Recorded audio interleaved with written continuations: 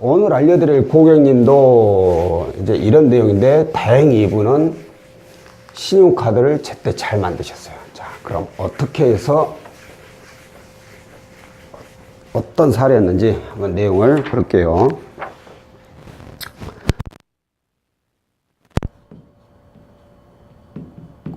코스닥 상장업체. 코스닥 상장업체에서 근무하고 계시는 분이고요. 뭐 당연히 정규직 직원이시고,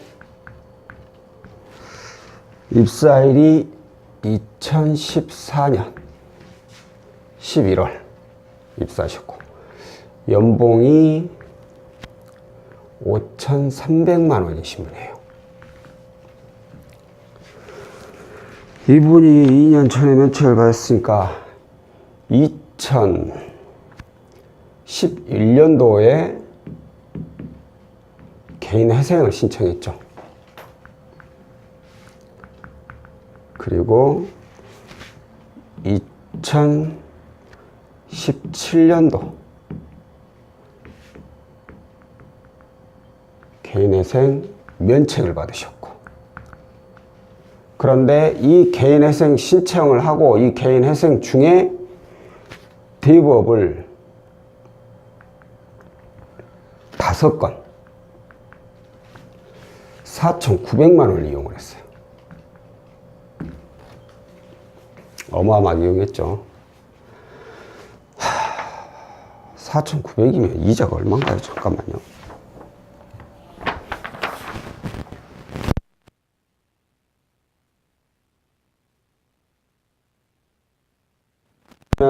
법정 최고율이 27%였을 거예요. 1년에 이자만 1,300만 원 정도. 이렇게 어마어마한 이자를 이용하고 있던 거죠. 다행히 이분은 면책을 받고 바로 신용이 6등급이어서 신용카드를 만들었어요. 신용카드를 만들고 면책 후에 이분은 대출까지 또 받았어요. 어디서 받았느냐? 우리 버팀목 전세자금 대출했죠? 전세자금 대출. 이걸 1억 원을 받았어요. 여기서 끝이 아니라 이후에 저축은행에서 1,500을 이용하셨고. 자, 그럼 이거 하면은 대출이, 이걸 삭제를 해야 되나? 자, 대출이 6,400이죠? 6,400만 원. 전부 다 고금리죠? 여기 또 1억. 자, 1억 원은 이건 전세니까 이대로 놔두고, 이게 신용.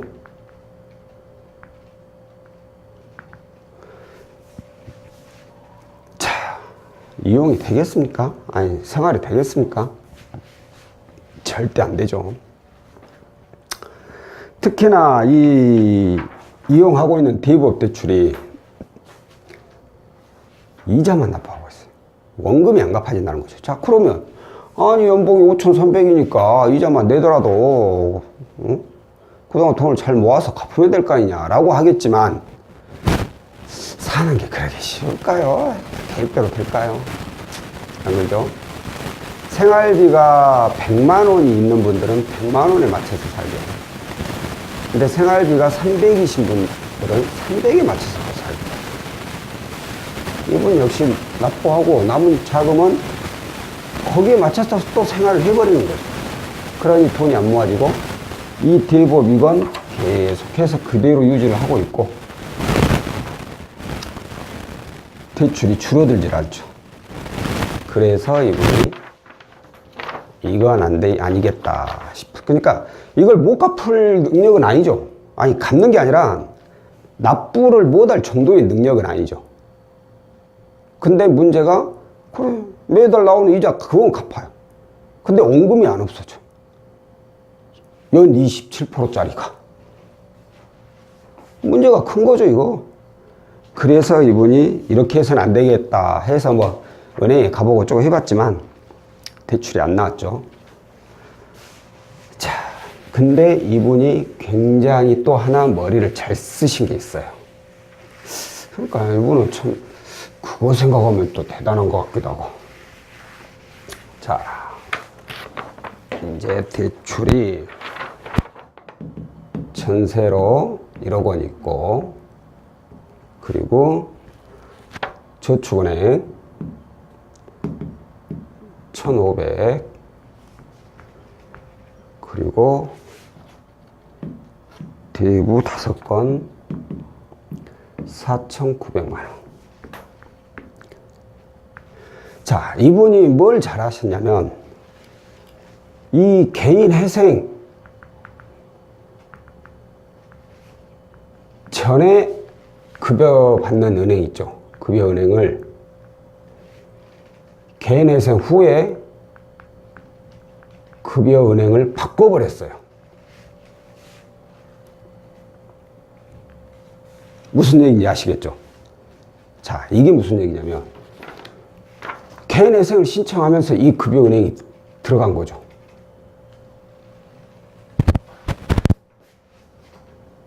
그러면 자, 개인 회생 법적으로 이제 면책을 받게 되면 법원에서 그래 이제 너희들 더 이상 안 갚아도 돼. 사회생활 정상적으로 해. 라는 뜻이잖아요. 면책을 받으면. 그런데 개인적인 관계는 안 그렇죠. 내가 상대방의 돈을 빌려줬어. 근데 그 사람이 개인 회생 신청해가지고 나는 그 돈을 못 받았어. 근데 그 사람 법적으로 이제 문제가 없게 됐어. 근데 그 사람이 나 이제 법적으로 문제 없으니까 나 돈 좀 빌려줘 하고 저한테 또 손을 내밀면 제가 빌려줄까요? 절대 안 빌려주죠. 아니, 빌려주더라도 이거는 아주 소액으로 빌려주던가. 그죠? 마찬가지예요. 법적으로 문제없죠. 이 은행에서 이 사람한테 또 돈을 빌려주겠습니까? 안 빌려주죠. 그래서 머리를 쓰신 건지까지는 제가 모르겠네요. 은행을, 개인 회생을 신청 안 한 은행으로 급여를 바꿔버렸어요. 자, 이게 얼마나 큰 역할이 되었냐면, 우리한테 이렇게 문의가 왔을 때 이미 개인 회생 면책을 받은 지 1년이 지났고 금거래 미비가 아니고 연봉이 5,300이에요. 근데 가지고 있는 신용 대출만 보면 6,400.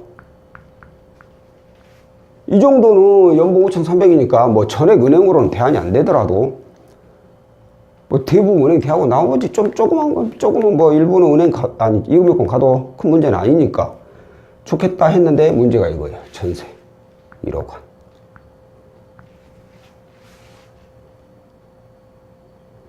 전세자금도 부채 다 속합니다. 그럼 이분은 1억 6,400이에요. 연봉이 5,300인데 안 되죠. 이것 때문에 이거 은행으로 다 나올 수가 없죠. 다가 아니라 일부도 나오기 힘들죠. 그러면 뭐 예를 들어서 5,300원 뭐 한 2, 3천? 2천이나 은행에서 나오면 나머지 뭐 3천 얼마 아니면 4천 얼마를 다 이금융권에서 받아야 되는데 그 많은 금액을 이금융권에서 받기 힘들거든요. 이분은 안 될 수밖에 없어요. 근데 아까 이거 전세자금 제가 뭐라 했죠? 버팀목이라면 정부지원 상품이요. 정부지원 상품은 보증서를 발급받아요. 한마디로 정부에서 보증을 해줘요. 이 사람 우리가 보증해 주려니까 전세금 내줘라. 은행한테. 그러는 거죠. 그럼 은행은 이 보증서를 받았기 때문에 이 전세금을 내주는 거예요. 만약에 이 전세가 무슨 일이 생겼다. 그러더라도 나라에서 그 돈을 보증을 해줘 버려요. 그러니까 은행에서 손해볼 일이 없죠. 그러니까 해주는 거예요. 이렇게. 개인 회생이 끝난 지 얼마 안 됐어도. 자, 이게 이제 어떤 큰 차이냐면 고객께서 급여받는 은행을 바꿨다 했죠. 그 은행이 또 여기에요. 전세받은 이 은행. 이 은행으로 급여를 또 받고 있어요. 자, 이러면 또 어떻게 상황이 바뀌느냐. 자기 해당 은행에서 받은 전세자금 있죠. 예를 들어서 국민은행에서 전세장을 받았어. 근데 우리은행으로 가. 우리은행 가지고 나 대출 좀 해주세요. 그러면 이분은 안 해줄 확률이 굉장히 높아요. 1억에다가 6천. 이건 뭐 그런다 치더라도. 근데 같은 은행을 가잖아요. 그러면 이걸 담보로 취급을 해줍니다.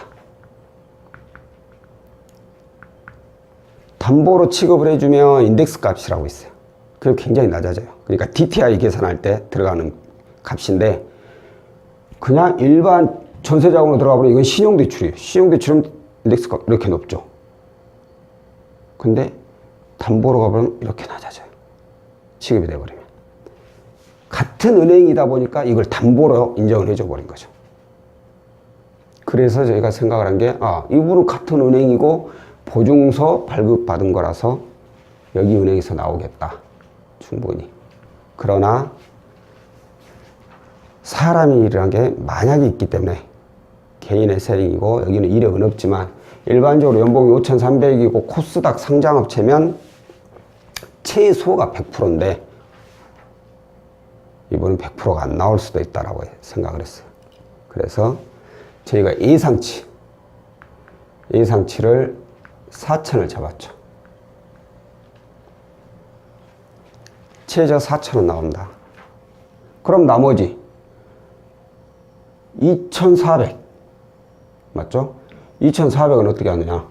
이건 권이 어쩔 수 없이 이금융권을 갈 수밖에 없습니다. 이렇게 해서라도 동의를 하신다면 저희가 진행을 해드리고 이금융권 가는 게 싫다면 솔직히 저희도 취급을 해드리기는 어렵네요 라고 얘기했죠. 근데 아까 제가 말씀드렸죠. 이 고객님은 대출금을 갚을 수 없을 정도가 아니에요. 충분히 갚을 수 있는 여력이 있어요. 근데 이자만 납부하다 보니까 원금이 안 줄어드는 거죠. 그래서 이분은 안 그래도 자기 자신은 원금하고 같이 납부할 수 있는 대출을 원했기 때문에 뭐 은행에서 많이 뭐 최대한 나오고 있고 많이 나오고 나머지만 이금융권 가는 거니까 감안하고 하겠다. 동의를 해 주신 거예요.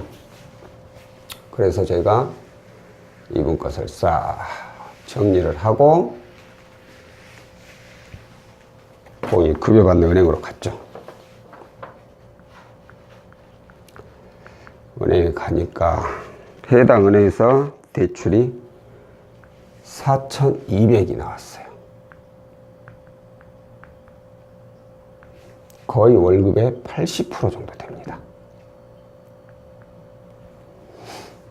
코스닥이면 100%가 나와야 되는데 아무리 이 은행은 개인 회생의 목록에 들어가 있지 않는 은행이라고 하더라도 기존에 있는 대출이 상환을 해버렸다고 하더라도 이 전산 내역에는 이분에 대한 패턴이 나올 거니까 그 패턴이 좋아 보이지는 않죠. 절대로. 특히나 대부를 이렇게 많이 이용하고 있으면 대부 등급이 낮아요. 대부를 다 갚았다고 해서 등급이 하루아침에 껑충 뛰어가지고 아주 좋아져 버리면 없던 것처럼 좋아진다면 좋지만 이거 다 상환한다고 해서 그렇게까지 많이 올라가진 않아요. 대출이 나올 수 있을 정도까지만 올라간 거죠. 어떻게 보면 이분은. 그래서 4,200을 이용하셨고 나머지 부족한 것은 말씀 처음에 얘기한 대로 이금융권의 중금리 상품 그걸로 2,500을 이용하셨어요. 해서 6,700만 원 맞죠? 이건 얼마지? 6,400, 맞네요. 6,000, 여기는 400이니까 6,700만 원을 이용을 하신 사례입니다. 자, 오늘 알려드릴 내용은 중요한 내용 중에 중요한 걸 보자면 이분이 이렇게 해서 대출을 받았구나 라는 걸 알려드리는 것보다는 아까 처음에 말씀드린 거 있죠.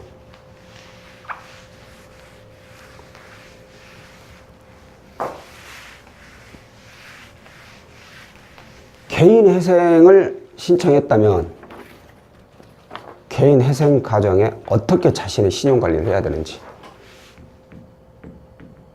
개인 회생 중 가능한 대출을 안 받아야 돼요. 근데 어쩔 수 없이 대출을 받았다. 그러면 면책을 받기 전에 전액 상환을 해버리는 게 좋습니다.